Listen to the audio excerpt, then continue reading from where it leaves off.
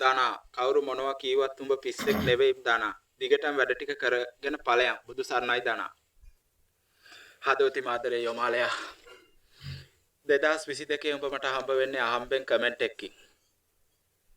මට මතකයි මම එක ගර්ල් කෙනෙක් එක ෆොටෝ එකක් එඩිට් කරලා දාපු වෙලාවේ උඹ ඒකට යටින් කමෙන්ට් එකක් දාලා ඇහුවා උඹට ගෙදරින් ප්‍රශ්නයක් නැද්ද බං ඔය එඩිට් කරලා දාන ඒවට කියලා.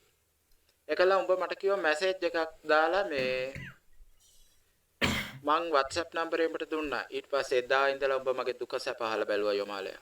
කවදාවත් කිසිම දවසක පඬිත කට කැටිච්ච කතා කියපු නැති මේ රැල්ලට යන සමාජෙ මට හම්බු වෙච්ච සුපිරිම බොක්කක් සෝබන නැති ලොකු සීන් නැති චරිතය උඹ තමයි මචං. උඹට ගහන්න එකෙක් වෙන නෑ බං. ඒ තරම් බොක්කෙන් මට කතා කරලා මගේ දුක සැප අහලා බලපු සුපිරිම යාළුවෙක් තමයි යොමාල් කියන්නේ. උඹ වගේ යාළුවෙක් මට හයියක් මචං. උඹ ඒ තරම් මට හයියක්.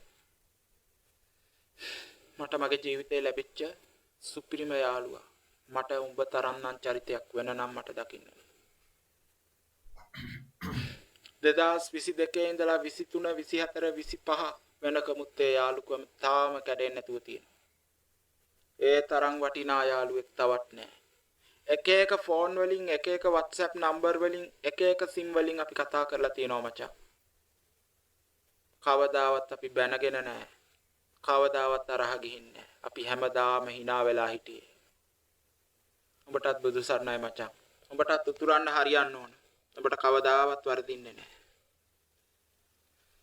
උඹ වගේ එලකිරි බොක්කවල් වලට ජීවිතේටවත් වරදින්න එපා කියලා මම ප්‍රාර්ථනා කරනවා.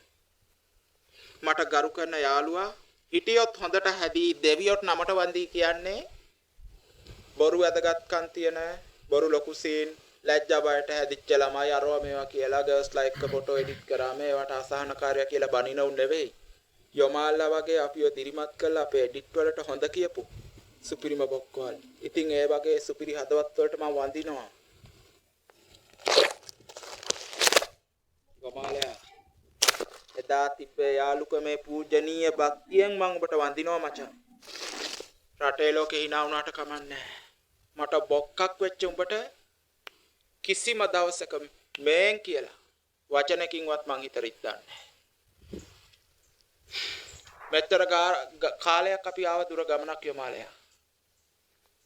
ඒ ආපු දිග ගමනේ ගොඩක් අය කැපිලා ගියත් ගොඩක් උන් බැන්නත් හොඳට හිටිය යාළුවෝ එකපාර වෙනස් වුණත් යමාල් කවද්දද මචං ඔබ වෙනස් උනේ? ඔබ වෙනස් නොවන පවුරක් වගේ සුපිරි යාළුවෙක්. හදවති මාදරේ බොක්ක.